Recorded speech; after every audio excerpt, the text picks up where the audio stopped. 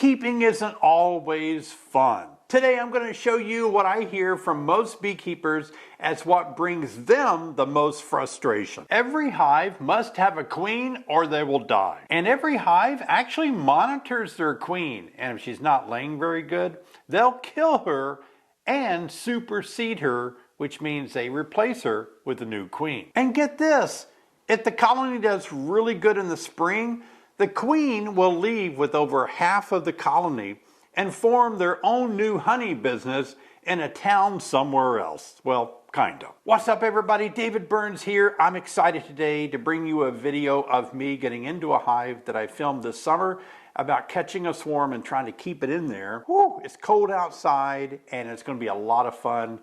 Kind of reminiscing about when it was warmer, and it will help us get in the mood for spring is around the corner. So let's jump in a hive and I'll show you the tips that I use to keep this swarm nailed down so it wouldn't fly away again.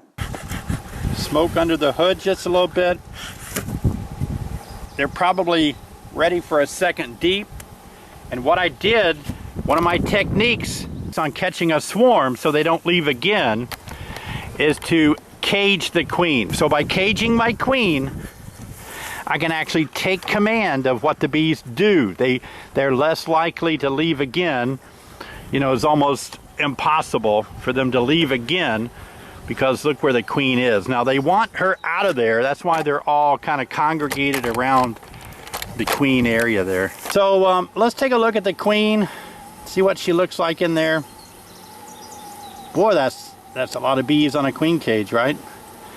I had to duct tape it so that, you know, they wouldn't try to eat through the candy.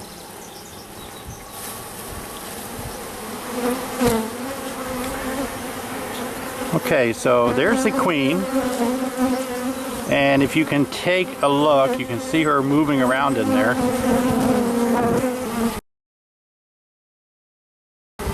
Got to get this position for the camera. Okay, so we're going to let her go in just a minute. I'm okay letting her go. But, so I don't really need to look at much else. I was going to look, see if they were perhaps drawing out some frames, and they are. Put some new frames in. So watch me release the queen, and I pretty much think this hive, this swarm, is going to stay put as I release her.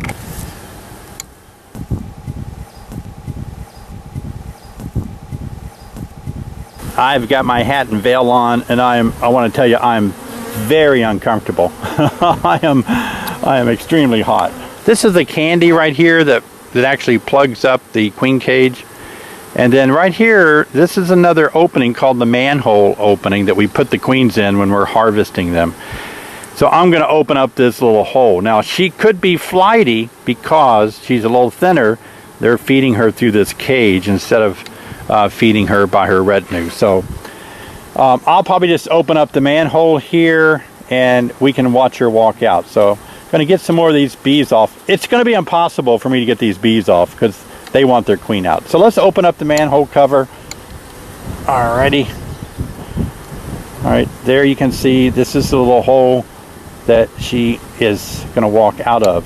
I'm going to hold it down.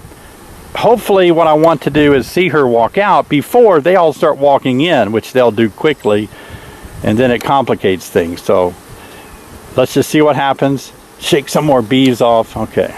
Before we see what this queen does, let me encourage you to please subscribe to my beekeeping channel.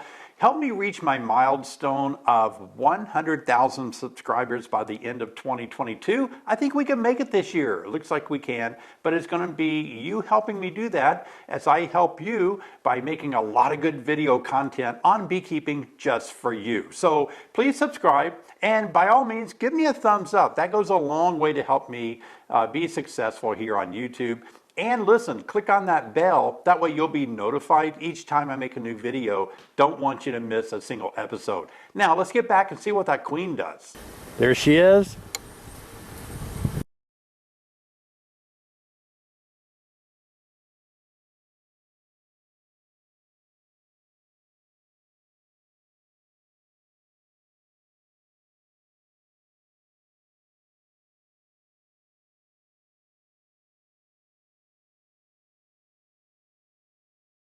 I expected her to fly like that simply because she hasn't eaten well enough to stay, you know, real heavy.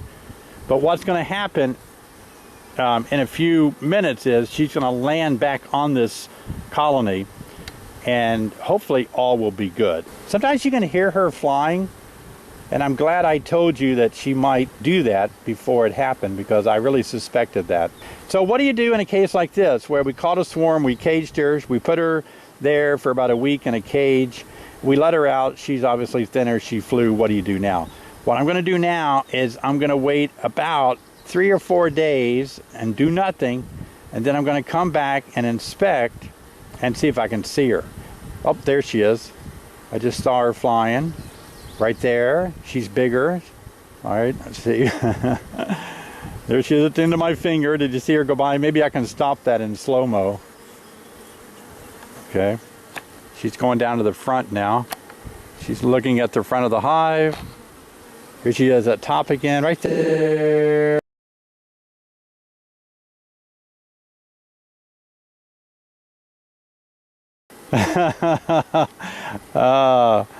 Okay, this is fun, right?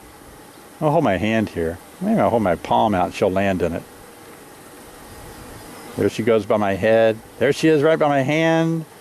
Yeah, she's landing. Nope, nope, not yet. Going by the front. She's measuring the hive and looking at it. It's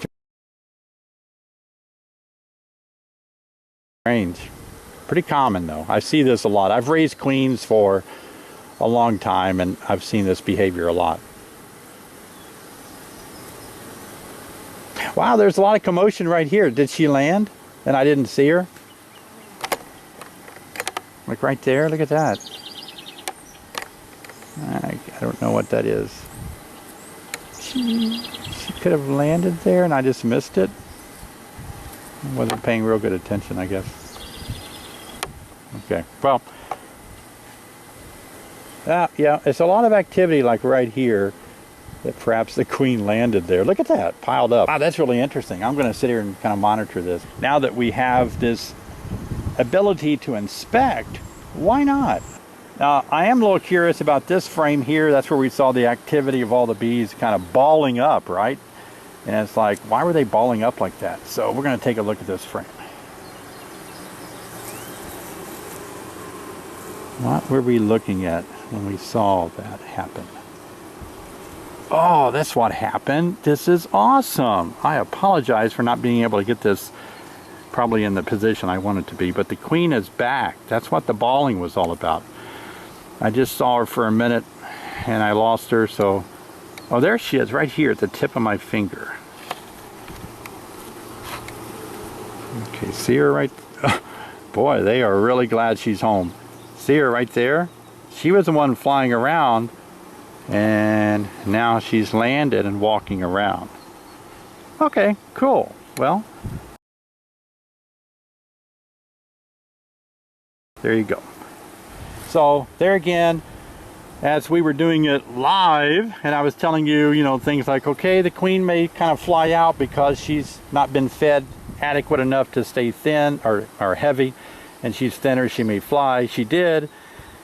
And then I said, you know, inevitably she's probably going to come back, and we saw her flying around, and then she landed. Well, I do like it when so many of you leave me comments, but I want you to know that some of these comments are showing me that many of you that are getting into beekeeping in 2022 have not yet taken a class because you're asking me some very basic fundamental questions. And again, starting beekeeping means you need to have the fundamentals under your belt, ready to go for spring. There's still time. I have a lot of online basic beekeeping classes that are really good. Now, I want to answer some questions in the comments. Many of you have been asking me questions about my beekeeping courses, and I thought that I've answered them all, but apparently not.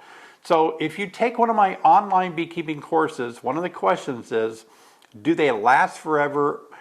Do I have to watch them in a real definite time period? No. Once you order these courses, they are yours to keep forever. You'll be able to watch these video links as long as you want to. You don't have to watch them in a certain time. Like if you start with my basic beekeeping course online and you look at video number 1, lesson number 1, you can watch 5 minutes of that and hit pause and wait a month and watch the rest of it. I don't recommend you do that, but I'm just saying you don't have to sit there and watch it all at one time. A lot of you ask me which class is best, which one to take. Well, if you don't have any experience in beekeeping, obviously basic beekeeping is what you need to take. And I'll leave links to all my classes in the description below. I have classes on getting your bees through the winter, which, you know, we're coming out of winter, but you may want to get that this fall. I have a class that's really pertinent to all of you that are beekeeping right now, and that is spring management. This is an online course that you should get into right now to help you manage swarms, like the one we looked at in the video. It helps you manage how to deal with splitting your hives in the spring because they're just overflowing with bees, or how to get ready for honey production in the spring. So spring management online course is available in the description below. But I've also got my mite course that I really want you to take so you can get a hold of controlling your mites all year long. I'll also have a class on advanced beekeeping, which I think is intimidating for a lot of people, just the word advanced. It deals more with pests and diseases in colonies, and this is really good once you get more familiar with beekeeping to get into advanced beekeeping. And queen rearing, a whole course that I teach on how to raise your own queens. Stop paying all that money to have those queens shipped to you and start raising your own queens. It's a lot of fun, can save you a lot of money, and really help you if you want to start selling nucleuses, or if you want to start maybe selling queens just to make a little sideline money on a nice sideline hustle. But by all means, like I've said before, I'm not just trying to get you to take one of my classes. I want you to take a beekeeping course anybody's, before you start getting into beekeeping, or you're going to be really frustrated. Don't waste your time and money getting all your equipment ready, getting your bees ordered, if you are just going to not know how to manage them and lose them the first year. That's not fun for anybody. So please take a course near you or one of my online courses.